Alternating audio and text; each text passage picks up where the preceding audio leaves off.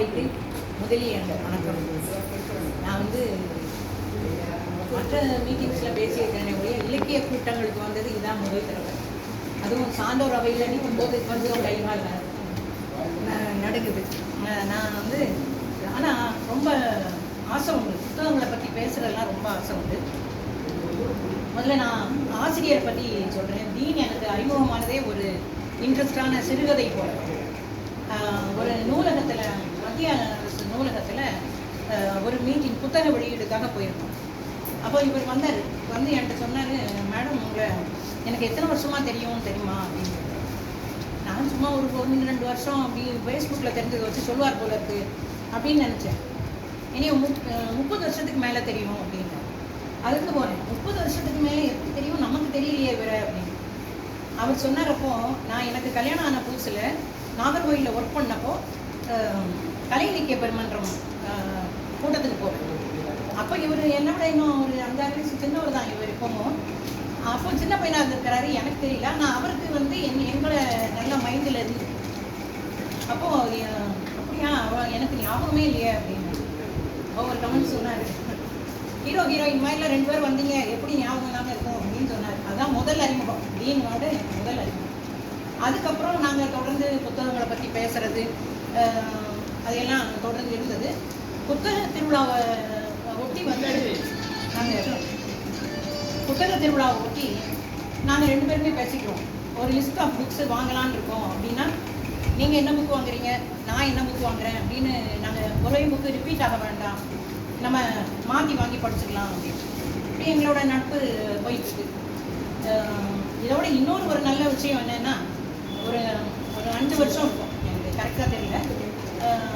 நம்ம பெரிய எழுத்தாளர் லாசா ராமகிருஷ்ணோட மகன் சப்தரிஷி, அவங்க இப்போ இந்த மக்கத்தப்பா வாஸ்தவங்களுக்கு தெரியும், அப்துல்க்கும் ஆயிஷாவுக்கும் உள்ள உறவு. அதுபோல் ஒரு அண்ணன், அந்த சப்தரிஷி அண்ணன் எனக்கு ஒரு அண்ணன் உறவு மாதிரி. அப்போ திடீர்னு ஒரு நாள் ராத்திரி 9 மணிக்கு கூப்பிட்டு சொன்னாங்க, இந்த மாதிரி உங்கள் ஊரில் உள்ள தீன்கிற எழுத்தாளருக்கு எஸ்ஐஆரோட விருது கிடைக்குது, ராஜபாளையத்தில் வச்சு மீட்டிங் நடக்குது, அந்த விழாவில் நீங்கள் பேசுனீங்கன்னா நல்லாயிருக்கும், நீங்கள் வரீங்களா அப்படின்னு கேட்டார். இப்போ எனக்கு எப்படின்னா, சார் எங்கள் வீட்டில் கொஞ்சம் ஒரு மாதிரி ரொம்ப அலோவ் பண்ண மாட்டாங்க. அப்படி இருக்கிறதுனால நான் இல்லை சார், இல்லைண்ணே ராஜபாளையத்துக்குலாம் நான் இங்கே போய் வரப்போகிறேன் அப்படின்னு சொன்னேன். ஆனால் தீன் பத்திரமா உங்களை கூட்டிகிட்டு வந்து விட்டுருவார் அப்படின்னாரு. எனக்கு அது முடியல, வாய்ப்பு இல்லை. அப்போது நான் சாரிண்ணே, நான் உங்கள்கிட்ட கேட்டுட்டு தான் அவங்கள்ட்ட பிரியா கண்ணன்ட்ட சொல்லணும்னு இருக்கேன் அப்படின்னாங்க. நான் இல்லை சாரின்னு சொல்லிட்டேன். இது ஒரு 5 வருஷம் இருக்கும்.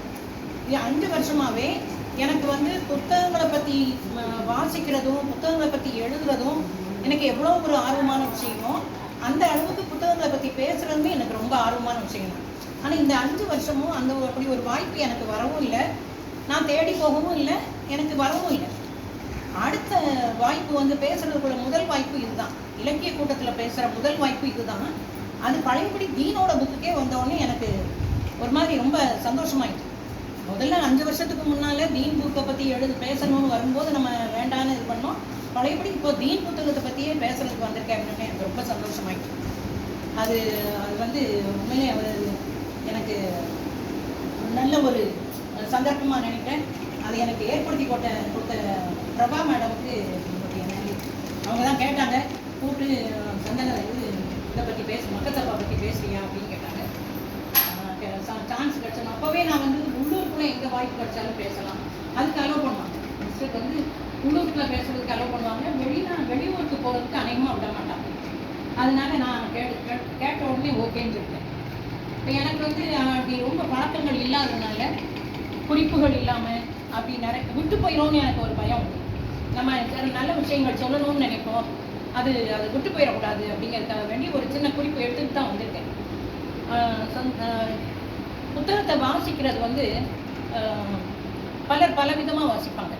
முக்கியமாக எங்கள் வீட்டிலே எடுத்துக்கிட்டிங்கன்னா, நாங்கள் 2 பேருமே, ஹஸ்பண்டும் நானும் 2 பேருமே நிறைய வாசிப்போம். ஜெகதீசனுக்கு தெரியும், அவர் சொல்வார், வீட்டுக்குள்ளே வந்தால் லைப்ரரி மாதிரி இருக்கு அப்படிம்பாரு. நான் ஒரு ரூமில் உட்காந்து வாசிச்சுட்டு இருப்பேன், அவங்க ஒரு ரூமில் உட்காந்து வாசிச்சுட்டு இருப்பாங்க. அப்போ அவங்களோட பழக்கம் என்ன அப்படின்னா, ஒரு புத்தகத்தை வாசிக்கணும் அப்படின்னா முதல்ல அதில் உள்ள அணிந்துரை, அப்புறம் ஆசிரியர் எண்ணுரை, இது எல்லாத்தையும் வாசிச்சுட்டு தான் கதைக்கு வருவாங்க. ஆனால் ஆனால் எனக்கு என்ன பழக்கம்னா அந்த நாவலை பற்றி எதுவுமே தெரியக்கூடாது. நான் நேரடியாக நாவலுக்குள்ளே போயிட்டேன். நாவலை வாசித்து முடித்த பிறகு அந்த அணிந்துரை பார்ப்பேன். இப்போ நமக்கு வந்து ஒரு எவ்வளோதான் நம்ம கவனமாக வாசிக்கிற பழக்கம் உள்ளவங்களாக இருந்தால் கூட ஒரு இடையில 2 நிமிஷம் 3 நிமிஷம் நம்ம கவனம் செதறும், வேறு பக்கம் போகும். அந்த அந்த நேரத்தில் நம்ம வாசித்தது வந்து மைண்டில் இருக்காது, அது அணிந்துரையில் இருக்கும். அப்போ அணிந்துரையில் பார்க்கும்போது இது முக்கியமான பாயிண்ட்டை நம்ம கவனிக்காமல் விட்டுருக்கோமே அப்படின்னு நான் பழையபடி அந்த இடத்துல போய் வாசிப்பேன். இது என்னோட பழக்கம். அதே மாதிரி சில கருத்துகள் வந்து நமக்கும் ஆசிரியருக்கும் ஒத்து போகும், சில கருத்துகள் வந்து மாறுபடும். இது எல்லாமே எனக்கு நாவலை வாசித்த பிறகு அதை வாசித்தா எனக்கு அது நல்லா இருக்கிற மாதிரி இருக்கும். அதனால அது என்னோட பழக்கம். நான் இது வாசிக்கும் போது மக்கத்தொகை வாசிக்கும் போதும் அதே மெத்தடில் தான் வாசித்தேன். அதே மாதிரி ஒரு நாவல் எழுதுகிறோம் இல்லை ஒரு சிறுகதை எழுதுகிறோம் அப்படின்னா அதுக்கு ஒரு தொடக்க புள்ளி இருக்கும், ஒரு சின்ன கரு இருக்கும். அந்த தொடக்க புள்ளியை வச்சுட்டு தான் சிலந்தி வலை பின்றதை போல நிகழ்வுகளை சேர்த்து நம்ம நாவலை கொண்டு வரோம். அப்போ நான் தீன்ட்ட வந்து அதை பற்றி பேசலான்னு இருக்கேன் அப்படின்னு ஒன்று தீன்ட்ட கேட்டேன். நீங்கள் இந்த மக்கத்தை எழுதுறதுக்கு ஒரு தொடக்க புள்ளி ஒன்று இருந்துருக்குமே, அது என்ன, ஏதாவது ஒரு குறிப்பிட்ட நிகழ்வு, அந்த நிகழ்வு காரணம் ஏதாவது இருக்குதா அப்படின்னு கேட்டேன். அவர் ஆமானார். அதாவது யூடியூப்பில் வந்து ஒரு யூடியூப் பார்த்துருக்கிறாரு. அதில் வந்து ஒரு இஸ்லாமிய நண்பரை மக்காவுக்கு கூட்டிகிட்டு போகிற பொறுப்பை ஒருத்தர் எடுத்து செய்கிறார். அப்போ இவருக்கு அது ஒரு கருத்து இருந்துருக்குது. அடுத்து கேலக்ஸி பதிப்பகத்தில் அப்துல் அஹமதுங்கிறவரை பற்றி ஒரு நாவல் போட்டி வச்சுருக்காங்க. இந்த ரெண்டையும் சேர்த்து ஒரு இஸ்லாமிய பேக்ரவுண்டில் ஒரு நாவல் எழுதலாமே அப்படிங்கிற மாதிரி முடிவு பண்ணியிருக்கிறார். இதில் ஒரு சிறப்பான விஷயம் தீன் அந்த எண்ணுரையில் கொடுத்துருக்கிறார். என்னன்னு பார்த்தீங்கன்னா, படிக்கிற காலங்களில் கல்லூரி காலங்களில் மதங்களை தாண்டி என்னோட எண்ணம் இருந்தது. எந்த ஒரு மதமுமே இஸ்லாமிய மதத்தை சேர்ந்தவன் அந்த மாதிரி ஈடுபாடு இல்லாதவர். ஆனால் பிறகு அனுபவங்கள் ஆன பிறகு நம்ம மதத்தை சார்ந்த விஷயத்தை எழுதலாமேன்னு தோணுச்சு அப்படின்னு சொல்லி அதில் போட்டிருக்கிறார், எண்ணுரையில் போட்டிருக்கிறார். நம்ம பொதுவாகவே நம்ம எல்லாருமே யோசித்து பார்த்தோம்னா கல்லூரி காலங்களில் நம்ம கொஞ்சம் புரட்சிகரமாக தான் இருந்திருப்போம். அப்போ வந்து கடவுளை பற்றி ஆராய்ச்சி பண்ணுவோம், கேள்வி கேட்போம், இது எப்படி அதை எப்படின்னுலாம் செய்வோம். அப்புறம் வாழ்க்கையில் அடிபட்டு அனுபவங்களை கடந்து வரும்போது நம்ம எண்ணங்கள் நிறையா மாறும். அப்படி அதனால அவர் வந்து கல்லூரி காலத்தில் வந்து ரொம்ப மத ஈடுபாடு அப்படின்னு இல்லாமல் இருந்தால் கூட அதுக்கப்புறம் உள்ள வாழ்க்கையை வந்து நம்ம தன் சார்ந்த மதத்தை பற்றி எழுதலாமே அப்படின்னு யோசிச்சிருக்கிறாரு. இதில் நிறைய அந்த இஸ்லாமிய வார்த்தைகள் அதெல்லாம் நம்ம பதங்கள் நம்ம படிச்சுக்கிற மாதிரி தான் நிறைய எழுதியிருக்கிறார். அதுக்காக தான் நான் கொண்டு வந்தேன். ஏன்னா அந்த வார்த்தைகள் வந்து நம்ம மைண்டில் நிற்க மாட்டேங்குது. அது வந்து அதை பார்த்தா தான் அதை சொல்ல வருது. அந்த பழக்கம் இல்லாத வார்த்தைகள்ங்கிறதுனால அது நமக்கு அந்த இஸ்லாமிய வார்த்தைகள் நமக்கு இதில் வரல. அணிந்துரையில் கோயில்பட்டி ராஜா சுபகுமார்ங்கிறவர் அணிந்துரை எழுதியிருக்கிறார். அவர் ரொம்ப அழகாக எழுதியிருக்கிறார். அதாவது எந்த அளவுக்கு அவர் தீனை வந்து ரசிச்சிருப்பார்னா இப்படி எழுதியிருப்பாரு அப்படின்னு நினச்சேன். அவர் பூரணம் என்பது என்ன, முழுமை என்பது அதன் முடிவு என்ன அப்படின்னு கேட்டிருந்தார். அப்போ எனக்கு அதை பார்த்தோன்னே எனக்கு தோணுச்சு, பூரணம் அப்படிங்கிறது எப்படி அதுக்கு முடிவு வரும்? மேலேயும் மேலேயும் அது அழகுபடுத்திக்கிட்டே தானே போகும். ஒன்று பூரணம்ங்கிற ஒரு முடிவுக்கு எப்படி வர முடியும்? எந்த ஒரு நம்ம படிக்கிற விஷயமோ இல்லை ஒரு டான்ஸோ ஒரு கலையோ எதாக இருந்தாலும் மேலேயும் மேலேயும் அதை அழகுபடுத்திக்கிட்டே தான் போக முடியும். அது எப்படி முடிவுன்னு அதுக்கு எப்படி ஒன்று இருக்கும் அப்படின்னு நினச்சேன் நான். அதுலேயே அவர் சொல்லியிருக்கிறாரு, விக்ரமாதித்ய நம்பி அவர்கிட்ட வந்து கேட்டாராம், பூரணம் முழுமை எப்போ முழுமை அடையும் அப்படிங்கிற மாதிரி கேட்டாராம். அப்போ அவர் சொன்னாராம், அதை வந்து நீ வந்து தேடி போகாத, ஒரு கேள்வி உனக்கு எழும்பிக்குது, அந்த கேள்வியை அப்படியே வச்சுரு, அதோட பதில் தேடி வந்து உன்னோட மடியில் விழும் அப்படின்னு சொன்னாராம். அது சொல்லும்போது நான் அதை பார்க்கும்போது நான் நினச்சேன், நான் நிறைய வாழ்க்கையில் செஞ்ச தப்பு வந்து அதுதான். அதாவது ஒரு பிரச்சனை வந்த உடனே நம்ம வந்து அந்த பிரச்சனையை எப்படியாவது முடிவு கொண்டு வந்துடணும், ஏதாவது ஒரு வழியில் அதை சால்வ் பண்ணிடணும் அப்படின்னு நம்ம நிறைய முயற்சி எடுப்போம். அந்த முயற்சிகளே தான் நிறைய பிரச்சனைகளை குழப்பத்துக்கு உண்டாகும். அதுக்கு ஈஸியான சொல்யூஷன் வந்து அதோட போக்கில் விட்டுறணும். அது தன்னால் அதுக்குரிய காலம் வரும்போது அந்த பிரச்சனைக்குள்ள தீர்வு அதை தேடி எடுத்துக்கிறோம். அது அந்த பாயிண்ட் அதில் சொல்லியிருந்தது எனக்கு ரொம்ப பிடிச்சிருந்தது. அதாவது ஒவ்வொரு விஷயத்தை வாசிக்கும் போதுமே நம்ம வந்து அதை நம்மளோட கருத்தோட நம்மளோட நடந்த நிகழ்வுகளோட அப்படி கம்பைன் பண்ணி யோசிப்போம்ல. அப்போ அந்த மாதிரி எனக்கு வந்து அந்த பிரச்சனைகளுக்கு முடிவுங்கிறது முழுமைங்கிறது ஒரு சரியான நேரம் வரும்போது உனக்கு தெரியும் அப்படின்னு அவர் சொல்லியிருந்தார். அதே மாதிரி இன்னொன்று மொழி நடை அதை பற்றி சொல்லியிருக்கிறாரு. அது என்னன்னு பார்த்தீங்கன்னா, நாவலின் உள்ளடக்கம், கலாச்சார கூறுகள், பழக்க வழக்கங்கள், நுட்பமான விவரிப்புகள், கூறல் முறை மற்றும் மொழி, இது இவ்வளவும் இவரோட நாவலை செழுமைப்படுத்துகிறது அப்படின்னு சொல்லியிருக்கிறார். இதை நான் அப்படியே வழிமொழிகிறேன். தீனோட நாவல்கள், அவருடைய எழுத்துக்கு வந்து நான் ஒரு மிகப்பெரிய அடிமை. அதாவது ஒரு நிகழ்ச்சி சொல்கிறேன் பாருங்களேன். இவரோட சிறுகதை தொகுப்பு வாசிக்கிறேன். அந்த சிறுகதை தொகுப்பில் ஒரு கதையில் ஒரு யாசகம் எடுக்கிற ஒரு பெண், அந்த அம்மா வந்து சபரியார் கோயில் வாசலில் நிற்பாங்க. அதே பெண்ணை நானும் கவனிச்சிருக்கேன். அவங்க வந்து ஒரு வட இந்திய பெண்மணி, நல்ல உயரமாக இருப்பாங்க, அழகாக இருப்பாங்க, எந்நேரமும் வந்து உல்லன் நூல் வச்சு பின்னிக்கிட்டே இருப்பாங்க.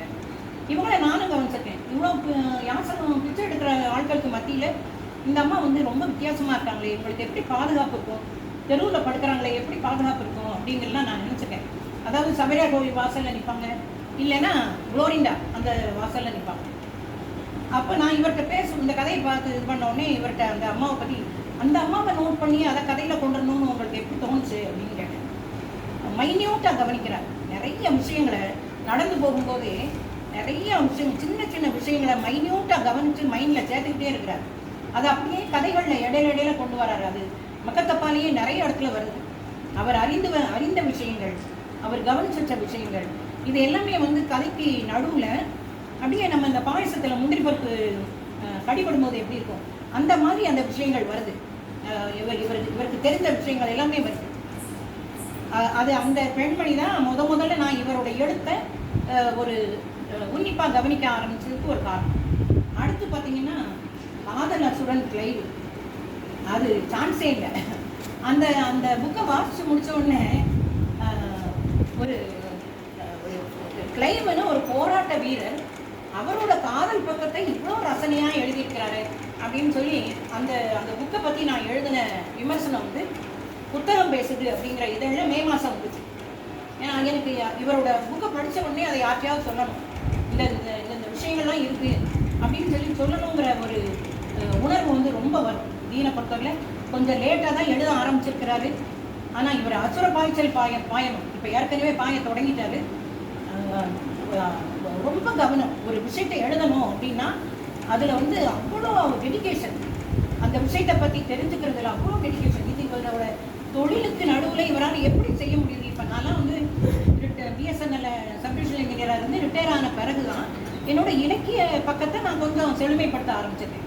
இவர் தன்னோட தொழிலையும் பண்ணிட்டு குடும்பத்தையும் கவனிச்சுட்டு எழுத்துக்கு இவ்வளோ டெடிக்கேஷன் எப்படி இவரால் கொடுக்க முடியுது அப்படிங்கிறது எனக்கு ஒரு மலைப்பாகவே இருக்குது. இப்போ எல்லாம் கதைக்கு மிஞ்சின அந்த ஒரு பிரச்சனை இதெல்லாம் விஷயம்லாம் சொல்லிட்டேன். இப்போ கதைக்கு பாருங்க. அதாவது மக்கத்தப்பா வந்து முதல்ல ஆரம்பிக்கும் போதே மியாக்கண்ணு ராவுத்தர் அப்படிங்கிறத ஒரு கேரக்டர் இருக்கும். நான் என்ன யோசிச்சுட்டு வந்திருக்கேன் அப்படின்னா, இந்த கதை வந்து நான் சொல்கிறது கேட்டு நீங்கள் திருப்தி அடைய முடியாது, நீங்கள் வாசிக்கணும். வாசித்தா தான் அந்த முழு விஷயங்களையும் நம்மளால் வந்து அனுபவிக்க முடியும். அதனால் நான் என்ன யோசிச்சுட்டு வந்தேன், கேரக்டர்ஸு, அந்த கதையில் உள்ள கேரக்டர்ஸை சொல்லிவிட்டு அவங்க எல்லாம் எப்படி, அவங்க என்ன விஷயங்கள்லாம் அவங்க கதையோட ஒன்றி வர்றாங்கங்கிறத மட்டும் நம்ம சொல்லிட்டு விட்டுட்டோம்னா நீங்கள் கதை வாசிக்கும் போது இன்னும் கொஞ்சம் ஆர்வமாக இருக்கும் அப்படின்னு நினச்சேன். இந்த முதல் கேரக்டர் வந்து மியாக்கண்ணு ராவுத்தர். மியாக்கண்ணு ராவுத்தருக்கு இன்னொரு பேர் வந்து லப்பி மியாக்கண்ணு ராவுத்தர். அவர் வந்து ரொம்ப கஞ்ச பிசினாரி. எவ்வளோ வேலை வாங்க முடியுமோ மற்றவங்கள்ட்ட அவ்வளோ வேலை வாங்குவார். காசு கொடுக்க வேண்டிய நேரம் வரும்போது எனக்கு வயிற்ற பரப்புது இல்லை என்னத்தையாவது சொல்லி போயிடுவார், தப்பிச்சிடுவார். அப்போது அவர்கிட்ட ஒர்க் பண்ணுறவர் வந்து அப்துல்ங்கிறவர் தான் கதையோட நாயகன். அந்த அப்துல்கிட்ட கேட்பாங்க, நீ ஏன் வந்து அவர் காசு கொடுக்க மாட்டேங்கிறாரு, ஏமாத்துறாரு, அப்புறமும் ஏன் அவர் சொல்கிறாரு எல்லா வேலையும் செஞ்சுக்கிட்டு இருக்கிற அப்படின்னு கேட்பாங்க.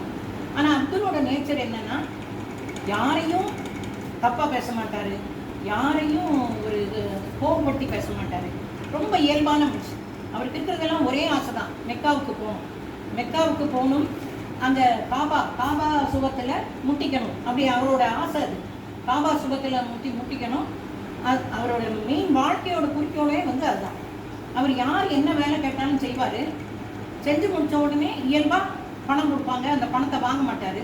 அப்போ உனக்கு என்ன தான் வேணும் அப்படின்னு கேட்டாங்கன்னா நான் மெக்காவுக்கு போகணும், இதான் அவர் சொல்வார். மெக்காவுக்கு போகிறதுக்கு யாருமே ஹெல்ப் பண்ண முடியாது, அது அவ்வளோ பெரிய தொகை வேணும். ஆனால் அவரோட ஆசையெல்லாம் அதுதான். அவர் செய்கிற வேலைகள் எல்லாத்துலேயும் எனக்கு திருப்பி பதிலுக்கு வேண்டியது நான் மெக்காவுக்கு போகணும் அப்படிங்கிறது மட்டும்தான்.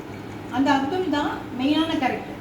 அப்துல்ங்கிறவர் தான் இந்த கதையோட நாயகன். இன்னொரு ஒரு கேரக்டர் வருது, தாடி காசிம். தாடி காசிம் எப்படி அப்படின்னா இள வயசுலேயே ரொம்ப துடிப்பாக எல்லாரையும் ஏற்றுக்கிட்டு அந்த மாதிரி இருக்கக்கூடியவர்.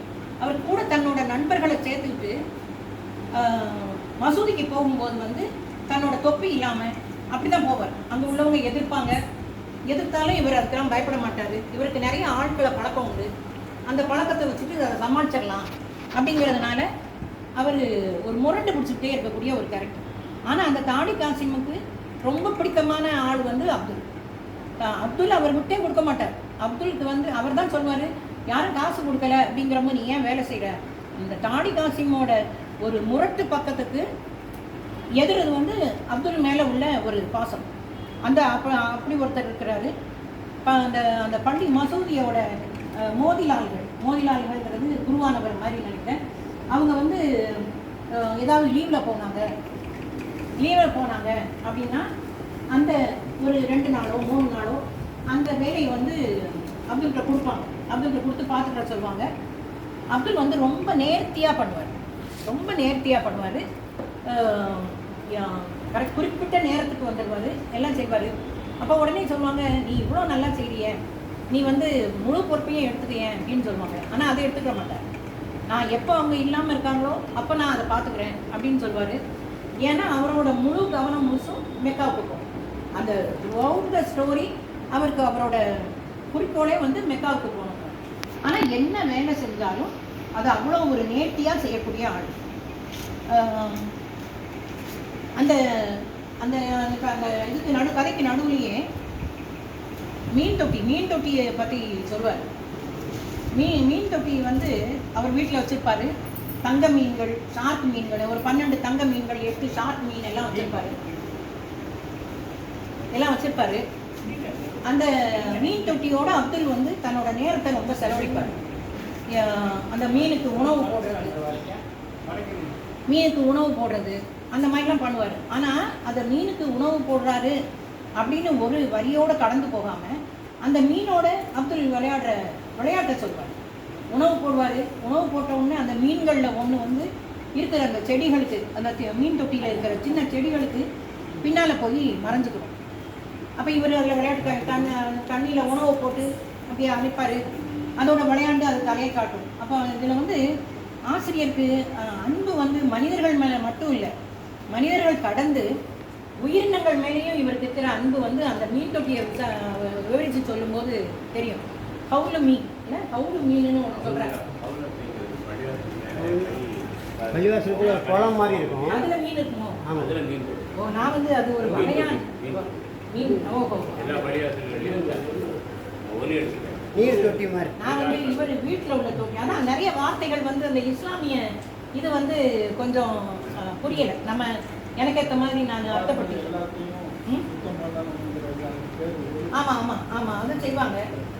அதுக்குள்ள தண்ணி, அந்த தொட்டி அதுக்கு பேர் ஹவுல்.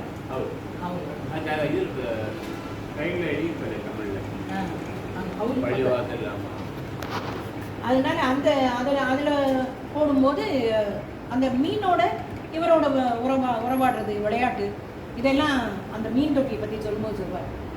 அடுத்து இன்னொரு கேரக்டர், நான் வந்து சப்தரிஷி அண்ணனை பற்றி சொல்லும்போது மக்கத்தப்பாவில் உள்ள அப்துல்லும் ஆயிஷாவும் போலன்னு நான் சொன்னேன். அது எனக்கு உள்ளதுலேயே ரொம்ப பிடிச்ச கேரக்டர் வந்து அந்த 2 தான். அந்த ஆயிஷாங்கிறவங்க வந்து அவங்களோட ஹஸ்பண்ட் பேர் முத்தப்பா. அவர் வந்து மலையில் ஒரு மளிகை கடை வச்சுருக்கிறாரு. இடையில வந்துட்டு போவார் வீட்டுக்கு. அந்த ஆயிஷா அம்மா வந்து பிள்ளைகளெல்லாம் பார்த்துருவாங்க. இவருக்கு அப்துலுக்கு வந்து ஆயிஷாவை பிடிக்கிற அளவுக்கு மேலே முத்தப்பாவை பிடிக்கும். முத்தப்பா வந்து ரொம்ப நகைச்சுவை நிறைஞ்சு பேசக்கூடியவர். அவர் வந்தாருனாலே இவர் வந்துடுவார். அவர் பேசுகிறத கேட்டுக்கிட்டே இருப்பார்.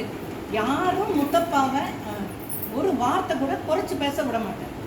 அதுதானே இன்னைக்கு வந்து நிறைய லேக்கிங் ஆனது. என்னென்னா, நம்ம முன்னால் பேசும்போது வந்து ரொம்ப நல்லா பேசுவாங்க, ரொம்ப புகழ்ந்து பேசுவாங்க, ஒரு தேவைக்குமே அதிகமாக புகழ்ந்து பேசுவாங்க. நம்ம திருமண உடனே அது வேற ஒரு பேச்சு பேசுவாங்க. அப்படி இருக்கிற இடத்துல இவர் வந்து முத்தப்பாவை விட்டே கொடுக்க மாட்டார்.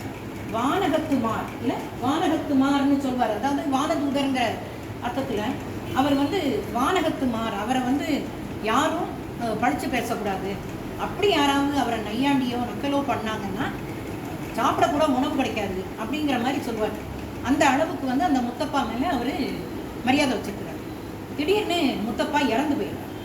ஒரு நம்ம நடைமுறை வழக்கமே ஒரு நண்பர் அப்படின்னு இருக்கும்போது கணவன் மனைவியாக இருந்தாங்கன்னா அங்கே ஒரு நண்பர் வந்து பேசுறது போகிறது வந்து ஒரு தப்பாக தெரியாது.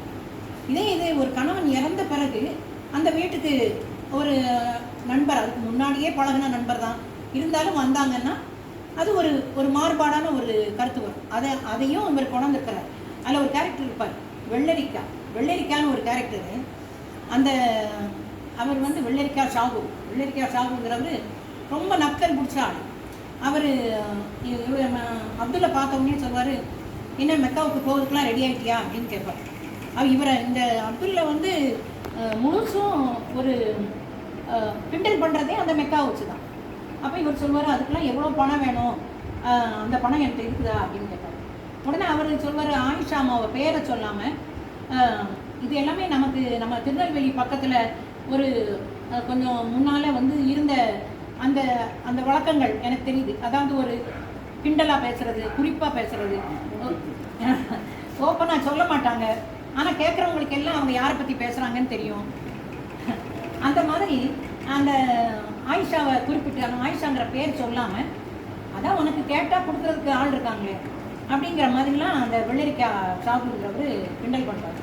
ஆனால் இவரோட குணம் என்னென்னா, யார்கிட்டையுமே தன்னோட கோபத்தை காட்ட முடியாது. நமக்கு வந்து பொறுமை இருக்கும், ஆனாலும் ஒரு கட்டத்தில் பொறுமை மீறும். நம்ம வேண்டாம், இதை பெருசுப்படுத்த வேண்டாம்னு நினைப்போம், ஆனாலும் ஒரு கட்டத்தில் நம்மளை மீறி கோபப்படுவோம். இவர் கதை முழுசும் இவருக்கு கோபங்கிறதே வரல.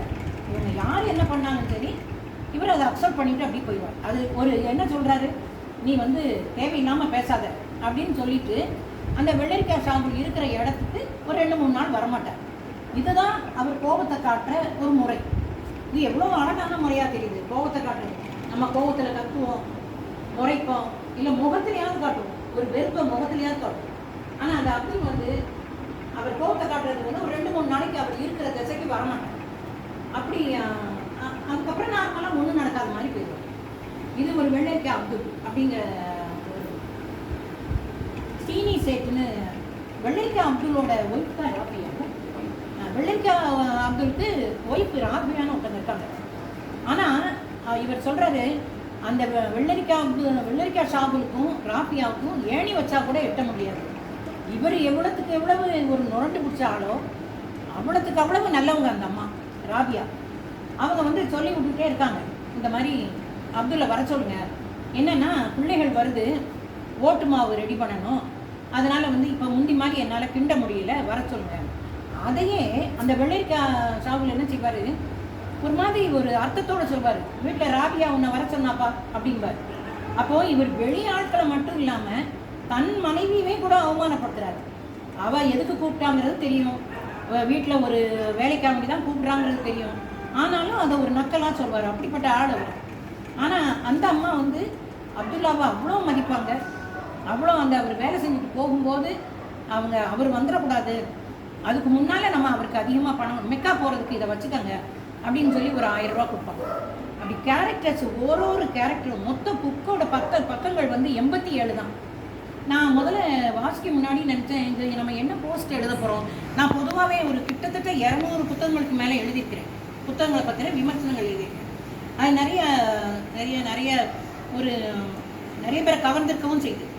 அப்போ இது இருக்கிறதுலே சின்ன புக்கு 87 பக்கம் தான் இருக்குது. இதை நம்ம என்ன எழுத போகிறோம் அப்படின்னு நான் நினச்சது போக, அதுக்கு வந்து ஏகப்பட்ட விஷயம் எனக்கு சொல்கிறதுக்கு இருக்குது. கதையை முழுசும் சொல்லிடாமல், ஆனால் பேசுகிறதுக்கு எனக்கு அதில் நிறைய விஷயங்கள் இருந்தது. அது உண்மையிலே ஒரு ஆசிரியரோட பெருந்திறமை தான். சீனி சேட், அடுத்த கேரக்டர் வந்து சீனி சேட். சீனி சேட்டுங்கிறவரும் இதே போல தான்.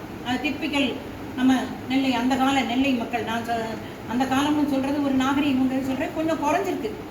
முந்தி இருந்ததுக்கு இப்போ கொஞ்சம் குறைஞ்சிருக்கு, நிறையா பேச்சுகள் குறைஞ்சிருக்கு. இந்த சீனி சேட்டு எப்படின்னு பார்த்தீங்கன்னா இதே போல தான், ரொம்ப நக்கல் அடித்து ஒரு மாதிரி மட்டம் தட்டி பேசக்கூடிய அந்த ஒரு பொதுவான இடத்துல உட்காந்துருப்பாங்க, போகிற வரவங்கள வந்துக்கிட்டே இருப்பாங்க. அந்த மாதிரி அவருக்கு திடீர்னு ஒரு மூச்சு திணறல் மாதிரி, வாயு பிடிப்பு மாதிரி வந்து கஷ்டப்படுறாரு. இறந்துருவோமோன்னு ஒரு பயம் இருக்குது. ஆனால் அது வரைக்கும் சீனி சேட்டு வந்து அப்துல்ல நிறைய நக்கல் அடிச்சிருக்காரு, கிண்டல் பண்ணியிருக்கிறாரு. ஆனால் இந்த வாயு பிடிப்பு வந்து அவர் உயிருக்கு பயந்த உடனே இவருக்கு நிறைய கைப்பக்குவத்தில் மருந்து கொடுக்குறாரு. அவருக்கு இந்த முந்திரி பருப்பு சொன்ன பார்த்தீங்களா, பாயசத்தில் முந்திரி பருப்பு, அது மாதிரி இவர் நிறைய விஷயங்கள் சொல்லிகிட்டே வருவார்.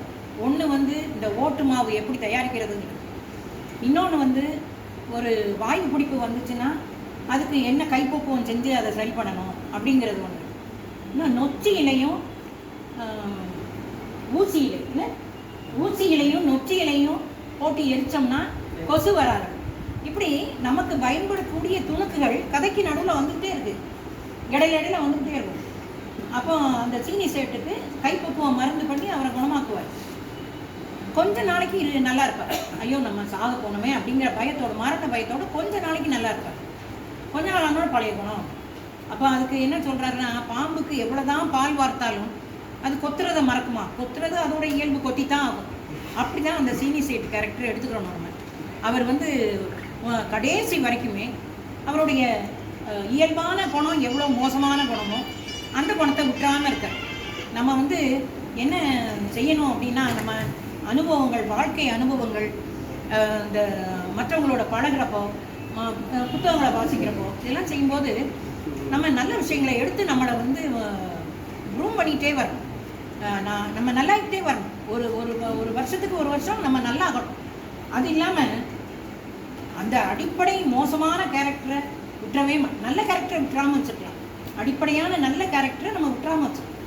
அடிப்படையாக இருக்கிற மோசமான கேரக்டரை கடைசி வரைக்கும் விடாமல் கொண்டு வந்தோம் அப்படின்னா அது வந்து ஒரு நல்ல வாழ்க்கை இல்லை. அந்த சீனி சேட்டு வந்து அப்படிப்பட்ட ஒரு ஆள் தான். இதில் ரெண்டு பேருக்கு இடையில மியா கண்ணு கனிராவுக்கர் அவங்க ரெண்டு பேருக்கு இடையில அங்கே ஒரு போட்டி வருது. அப்போ இவருக்கு தான் எல்லாரும் நல்லவங்கள, எல்லாரும் வந்து இவருக்கு நல்லவங்களாக இருக்கணும். அப்போ எல்லாருக்கும் இவர் நல்லவங்களாக இருக்கணும். அப்போ ஒரு போட்டி நடக்கிற இடத்துல நம்ம இருந்தோம்னா ரெண்டு பேரில் யாராவது ஒருத்தரை சப்போர்ட் பண்ண வேண்டி வரும். அப்போ அடுத்தவருக்கு எதிரியாகும் அப்படின்னு நினச்சி இவர் என்ன பண்ணிடுவார், ஆயிஷா அம்மாட்ட போய் கேட்பார் என்ன பண்ணலான்னா. அவங்களும் இவரோட எண்ணத்தையே சொல்லுவாங்க, நீங்கள் ஊரை விட்டு வெளியே போயிருங்க. ஊரை விட்டு வெளியே போயிடுவார். எல்லா கலவரமும் முடிஞ்ச பிறகு வருவார். அப்பவும் இதே போல் மெக்கா வச்சு கேலி பண்ண ஆரம்பிச்சுப்போம். சின்ன பையனுங்க முதற்கொண்டு இவரை பார்த்த உடனே மெக்கா போயாச்சா, மெக்காலேருந்து வந்தியா அப்படின்னு அதை சொல்லி சின்ன பையனுங்க கூட கேலி பண்ணுற மாதிரி தான் அந்த நடைமுறை. இவர் அதெல்லாம் ரொம்ப சட்டை பண்ணலை. அவரோட குறிக்கோள் மெயின் மெக்காவுக்கு ஏதாவது எப்படியாவது ஒரு வகையில் போயாகணும். இடையில வந்து ஒரு நல்ல பூனையை பற்றி நிறைய எழுதியிருக்காரு. பூனை வந்து நானுமே பார்த்துருக்குறேன். நிறைய இஸ்லாமிய வீடுகளில் பூனை வளர்க்குறதெல்லாம் பார்த்துருக்கேன். அந்த நம்ம நல்ல ஒரு வாசிப்புங்கிறதே என்னென்னா, அங்கங்கே அது நம்மளோட அனுபவங்களை நினைவூட்டணும். பழைய நடந்த விஷயத்தையோ இல்லை அனுபவங்களையோ எதையோ நினைவூட்டணும். அப்படி இந்த கதை நிறைய இடங்களில் எனக்கு என்னோடய வாழ்க்கையை அப்படி பரட்டி பார்த்த மாதிரியே இருந்துச்சு. பூனை சொல்லும்போது என்னோடய வாழ்க்கையில் நடந்த ஒரு நிகழ்ச்சியை சொல்கிறேன். எனக்கு இயல்பாக அப்படி வருது, வழக்கமாக வருது. அது கரெக்டான படி போகிறேன்னான்னு தெரில. வீட்டில் வந்து நாங்கள் ஒரு 20 வருஷத்துக்கு முன்னாடி ஒரு பூனை வந்துட்டு இருந்தது எங்கள் வீட்டுக்கு. நான் அதுக்கு சாப்பிட்றதுக்கு ஏதாவது கொடுப்பேன். அது சாப்பிட்டுட்டு போயிடும். கிச்சனுக்கு வெளிப்பக்கம் காம்பவுண்ட் சுவர் இருந்தது. அந்த காம்பவுண்ட் சுவரில் உட்காந்துட்டு என்னை பார்த்துக்கிட்டே இருக்கும். அப்போது நமக்கு தான் எழுதுகிறவங்களுக்கு ஒரு கற்பனைலாம் வருமே, அதுக்கும் எனக்கும் இடையில ஒரு நட்பு இருக்கிற மாதிரியே நான் கற்பனை பண்ணிக்கிறேன். அதுக்கு சும்மா பேசுவேன். காம்பவுண்ட் சுவர்லேயே உட்காந்துட்டு இருந்தது. திடீர்னு குட்டி போட்டுச்சு. ஒரு குட்டி போட்டோடனே அந்த ஒரு குட்டியை தூக்கி நான் கொஞ்சிக்கிட்டு இருக்கேன். அதுக்கு முன்னாடி அந்த பூனையை கொஞ்சிக்கிட்டு இருப்பேன். பூனையை தலையை தடவி கொடுப்பேன், அது கையில் இப்படி உரசும், இதெல்லாம் செஞ்சுக்கிட்டு இருப்பேன். திடீர்னு அதோட குட்டியை நான் கொஞ்ச ஆரம்பிக்கிறேன். இது காம்பவுண்ட் சுவர்லேருந்து பார்த்துக்கிட்டே இருக்குது. அப்போ நான் நினைக்கிறேன், நீ வந்து அந்த குட்டியை கொஞ்சிறது உனக்கு கோவம் இருக்கோ, பொறாமையாக இருக்கோ, அப்படின்னு நான் நினச்சிட்டு அதை சாதாரணமாக மனுஷங்களை நினைக்கிற மாதிரி நினச்சிட்டு அது ஓடி போயிடுச்சு. ஓடி போனது திருப்பி வரவே இல்லை. இவர் இதில் ஒரு வரி சொல்லியிருக்கிறாரு, பூனையை வந்து முழு கவனமும் தனக்கு தான் வேணும்னு நினைக்கும். அது உண்மை. அந்த பூனை அன்னைக்கு போனது, அதுக்கப்புறம் எங்கள் வீட்டு பக்கமே வரல. இந்த குட்டி பூனை எங்கள் வீட்டில் 15 வருஷம் இருந்துச்சு. இந்த குட்டி பூனையை அப்படியே நாங்கள் வீட்டில் வச்சுக்கிட்டோம். ஏன்னா அது தாய் பூனை போயிட்டு இதை வளர்த்தாகணும், இதை வந்து வீட்டிலே வச்சுருந்தோம். வீடு மாறி வரும்போது அந்த வீட்டிலேருந்து இந்த வீட்டுக்கு கொண்டு வரதுக்குலாம் ரொம்ப கஷ்டப்பட்டோம். வரவே வராது. ஓடி ஓடி போய் அங்கே நம்ம காலி பண்ணிட்டோம் அப்படிங்கிறதே வந்து அது தெரியாது. பின்னாலே போய் அப்படியே மெதுவாக கூப்பிட்டு வந்தோம். எங்கள் வீட்டில் 15 வருஷம் இருந்துச்சு அந்த பூனை. அப்போ இந்த பூனையை பற்றி இவர் எழுதியிருக்கிறத பார்த்தோன்னே எனக்கு அந்த ஞாபகம் வந்து இறந்து போயிடுச்சு. 15 வருஷம் கழிச்சு அப்போ நாங்கள் 2 பேருமே வீட்டில் இல்லை. நானும் வெளியூர் போயிட்டேன். இடையில கொஞ்சம் காலமாக முழுசும் நானும் வெளியில் இருந்தேன், நார்த்தில் இருந்தேன், ராஜஸ்தானில். எங்கள் வீட்டுக்காரங்களும் 2வது மகளோடு இருந்தாங்க. அப்படி ஒரு நாள் வந்த சமயத்தில் இது யாரோ பின்பக்கம் வந்து இப்போ நிறைய கரண்ட்டாக நாயை பற்றி நிறைய நியூஸ் வருது. கடிச்சு தெரு நாய் கடிச்சிருது, ரேபிஸ் வருதுங்களா, இப்போ நிறைய வீடியோ வருது. அந்த சமயத்தில் யாரோ பின்பக்கம் உள்ள ஒரு வீட்டில் உள்ள ஒரு நாய்க்கு மருந்து கலந்து கொடுத்த இதை இது சாப்பிடுச்சு. அப்படியே வந்து ஆனால் அப்பவும் வந்து தேடி வந்து எங்கள் வீட்டு அந்த கேட்டுக்கு முன்னால் கர்ட்டனுக்கு பின்னால் அப்படியே படுத்து கிடந்தார். எங்கள் மிஸ்டர் வீட்டில் வந்து திறந்த உடனே இது சும்மா தான் படுத்துட்டு போல இருக்குது அப்படின்ட்டு அதை நகத்தில் தாண்டி கால் இப்படி லேசாக எத்திருக்காங்க. அது அசையலைன்னொடனே தட்டி பார்த்தவங்க தான் இறந்து போச்சுன்னு தெரிஞ்சோடனே ஃபோனில் என்கிட்ட கூப்பிட்டு, ஏன்னா எனக்கு ரொம்ப ஆச்சரியமான விஷயம் என்னென்னா, எங்கள் மிஸ்டருக்கு அந்த மாதிரி ஒரு பாச ஒட்டுதல்லாம் ரொம்ப கிடையாது. அவங்க யார்கிட்டையுமே ஒரு ரொம்ப ஒட்டுதல் வைக்க மாட்டாங்க. இதை பார்த்த உடனே என்கிட்ட ஃபோனில் அழ ஆரம்பிச்சிட்டாங்க. இது இறந்தப்போ கூட தேடி வந்து நம்ம வீட்டு வாசலில் வந்து தேடி வந்து இறந்துருக்குது அப்படின்னு. எனக்கு அந்த பூனையை பற்றி அந்த வரிகள் வாசிக்கும் போது எங்கள் வீட்டு பூனை ஞாபகம் வந்தது. அடுத்து பேச வேண்டிய நேரம் பேசிட்டேன்னா குறைவாக தான் பேசியிருப்பேன் நினைக்கிறேன். அடுத்து ஒரு முக்கியமான ஒரு நிகழ்வு, ஒரு கருப்பு நிற ஃபார்ச்சூனர் கார். அந்த கார் வந்து அவங்க இருக்கிற இடத்துல வந்து நிற்கும். அப்போ நிறைய பேர் அந்த மாதிரி பண்ணுவாங்க. அதாவது நிறைய விலை கொடுத்து கார் வாங்குவாங்க. ஆனால் அதை தொடச்சி சுத்தமாகலாம் வைக்க மாட்டாங்க. அதே போல் அதுலேயும் முக்கியமாக கருப்பு காரில் வந்து தூசி ரொம்ப தைக்கும். அப்போ அந்த இடத்துல அந்த கருப்பு நிற ஃபார்ச்சுனர் கார் வந்து நிற்கும். அந்த காரோட சொந்தக்காரர் காரை விட்டுட்டு உள்ள ஒரு வேலையாக போயிடுவார். அப்துல்லாவுக்கு தான் முழுசும் சோஷியல் மைண்டு தானே. அவருக்கு இதை பார்த்த உடனே அந்த காரை துடைக்கணும்னு தோணும். நல்லா துடைச்சி தண்ணி வச்சு எல்லாம் க்ளீன் பண்ணி எல்லாம் வச்சுருவார். அப்போ அங்கே உள்ளவங்க கேட்பாங்க, நீ எதுக்கு இப்போ இதை போய் துடைக்கிற, அவர் ஏதாவது காசு கொடுப்பாருன்னு துடைக்கிறியா அப்படின்னு கேட்பாங்க. அப்போ இந்த பெரிய மனுஷன் என்ன சொல்வார், நம்ம ஊருக்கு ஒரு கார் வந்திருக்குது, நம்ம ஊருக்குள்ளே வந்து இவ்வளோ அழுக்கோட ஒரு கார் நிற்கிறது, நமக்கு அது மரியாதை குறைவு இல்லையா, அதை நம்ம துடைக்கிறதுல என்ன கெட்டு போகுது அப்படின்னு தொடச்சி வச்சுருவார். அப்போ இந்த காரோட ஓனர் வந்து போனவர் திருப்பி வருவார். இவருக்கு சந்தேகம், இது நம்ம கார் தானா அப்படி. ஏன்னா இவர் எப்பவும் தூசியோடய பார்த்துருக்குறாரு காரை, நம்ம கார் தானான்னு சந்தேகம். உடனே முன்னால் போய் காரோட நம்பரை பார்க்குறாரு, இவர் கார் தான். உடனே அங்கே உள்ளவங்கள்ட்ட யார் தொடச்சா அப்படின்னு கேட்குறாரு. யாரும் பதில் சொல்லலை. அடுத்து அப்துல் பக்கத்தில் போய் நின்றுட்டு இந்த காரை யார் தொடச்சாங்க அப்படின்னு கேட்டோன்னே அவர் நான் தான் தொடச்சேன் அப்படிங்கிறார். உடனே இயல்பாகவே ஒரு முக்கியமாக பணம் அதிகமாக இருக்கிறவங்களுக்கு எதைனாலும் உடனே ஒரு பணத்தை கொடுத்து அதை நிறைவு செய்யணும் அப்படின்னு தோணும். அப்போ தன்னோட காரை தொடச்சிருக்கிறாரு, அவருக்கு பணம் கொடுத்துருவோம் அப்படின்னு இவர் பணத்தை எடுக்கிறார். எடுத்த உடனே இவர் வேண்டான்றார், பணம் வேண்டாம் அப்படின்றார். அப்போ உங்களுக்கு என்ன தான் வேணும் அப்படின்னு கேட்டால், எனக்கு மெக்கா போகணும், காபா சவுத்தில் ஊற்றணும். அவர் சிரிச்சுக்கிட்டே போயிடுறார். இந்த ஃபார்ச்சூனர் கார் ஓனர் இந்த கதையில் ஒரு முக்கியமான கதாபாத்திரம். இவர் அந்த மெக்காவுக்கு போகிறதுக்கு உதவி செய்ய முடியுதா, இவரால் போக முடியுதா? நம்ம பொதுவாகவே நம்ம சொல்லுவோம், அரிசியில் நம்மளோட பேர் இருந்தால் தான் நமக்கு வரும் அப்படின்னு சொல்லுவோம். நமக்கு இன்றைக்கி உணவு கிடச்சிட்டு அப்படின்னா இன்றைக்கி அரிசியில் என் பேர் இருக்குது அப்படின்னு நம்ம விளையாட்டாக சொல்லுவோம். அதே மாதிரி அரிசியில் மட்டும் இல்லை, ஒரு மெக்கான்னு இல்லை, எல்லா மதத்தோட மதம் சார்ந்த இடங்களுக்கு போகணுன்னாலும் அதுக்குள்ளே ஒரு வாய்ப்பு நமக்கு இருக்கணும். இருந்தால் தான் நம்மளால் போக முடியும். இல்லைன்னா அது அப்படியே தட்டி போகும் அப்படின்னு நான் நினைப்பேன். நான் ஒரு கிறிஸ்டியன், வேளாங்கண்ணிக்கு போகணும் அப்படின்னு நினச்சேன்னா வெறுமனே நினச்சா மட்டும் போக முடியாது. அந்த நினச்சதுக்குள்ளே இது நடக்கணும். அப்போ அது வந்தால் தான் அதால் போக முடியும்னு நினைப்பேன்.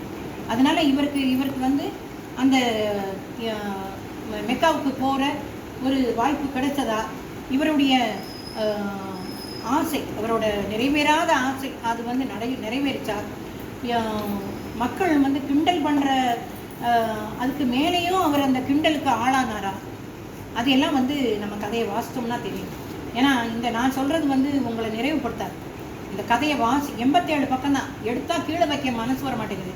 நான் பொதுவாகவே நான் வந்து தொடர்ந்து செய்ய மாட்டேன் எதுவுமே. நான் எப்படி புத்தகங்களை பற்றி எழுதுகிறனோ அதே போல் நிறைய படங்களை பற்றும் விமர்சனம் எழுதுவேன். ஃபேஸ்புக்கில் படங்களை பற்றின விமர்சனம் எழுதும்போது அது சம்மந்தப்பட்ட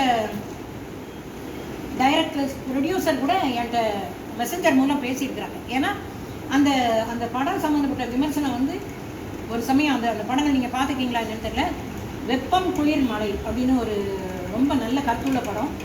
அதாவது ஆண் குழந்தை உண்டாகிறதுக்கு உள்ள வலு இல்லாமல் இருக்கிற ஒரு ஆணத்தை மையப்படுத்தின படம். அதை பற்றி நான் எழுதுனது வந்து 18 லட்சம் பேர் பார்த்தாங்க. அப்போ அதோட ப்ரொடியூசர் என்னை கூப்பிட்டு பேசினார், நீங்கள் ரொம்ப நல்லா எழுதிக்கிறீங்க, நீங்கள் பார்த்த பிறகு ஓடிடியில் பார்க்குறவங்களோட எண்ணிக்கையெல்லாம் நிறையா கூடியிருக்கு அப்படின்னு சொல்லி சொன்னாங்க. அதனால் படத்தை பற்றி எழுதுறது, புக்கை பற்றி எழுதுறது எல்லாமே இது 2 தான் நான் இப்போ ரிட்டையர்மெண்ட்டுக்கு அப்புறம் எனக்கு விரும்பி நான் செய்கிற வேலை. எனக்கு வேலைகள் குறைஞ்சிது, என்னோடய பிள்ளைகளை செட்டில் பண்ணிட்டோம். அதனால் ரிட்டையர்மெண்ட்டுக்கு அப்புறம் எனக்கு பிடிச்ச மாதிரி என்னோடய வாழ்க்கையை நடத்த முடியுது. அதில் எனக்கு முதல் வாய்ப்பு, இது வந்து முதல் வாய்ப்பு, இலக்கிய கூட்டத்தில் பேசுகிற முதல் வாய்ப்பு. இந்த வாய்ப்பை கொடுத்த பொதிகை எழுத்தாளர் கூட்டமைப்புக்கு எனது மனமார்ந்த நன்றியை தெரிவித்துக் கொள்கிறேன். அதுவும் அந்த முதல் பேச்சு வந்து என்னோட மிகப்பெரும் நண்பர் தீனோட புக்கை பற்றி பேசுனது எனக்கு ரொம்ப ரொம்ப நிறைவே தருது. ஓரளவு உங்களை எல்லாரும் நல்லா படித்தவங்களாம் பார்த்தோன்னே எனக்கு கொஞ்சம் ஒரு உதறல் வந்துச்சு. முதல்ல சரியாக பேசிடுவோமா அப்படின்னு வந்தது. என்னுடைய இயல்பான ஆர்வம் என்னால் பேச முடியுது. வாய்ப்படுத்தமைக்கு நன்றி.